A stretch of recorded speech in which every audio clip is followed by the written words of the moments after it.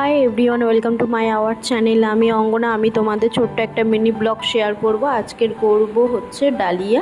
তো ফার্স্টেই আমি সবজিগুলো কেটে নিয়েছি। কাটার পর কিন্তু আমি মুগ ডালটা ভালো করে ভেজে নেব, তারপর কিন্তু ডালিয়াটা ভালো করে ভেজে নেব।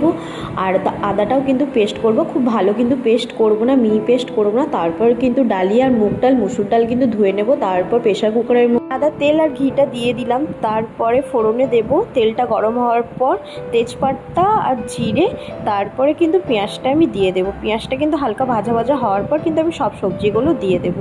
সবজিগুলো হালকা ভাজা ভাজা হওয়ার পর কিন্তু তারপরে কিন্তু আমি আদা বাটাটা দিয়ে দেবো। দিয়ে দেওয়ার পর ভালো করে কিন্তু আমি মিশিয়ে নেব। দেখো গাইজ, ভালো কিন্তু একটু কষিয়ে নিলাম। কষানোর পর কিন্তু একটু যখন ভাজা ভাজা হয়ে যাবে তারপরে কিন্তু আমি সব রকম মশলাগুলো দিয়ে দেবো, যেমন জিরে, ধনে, লঙ্কা।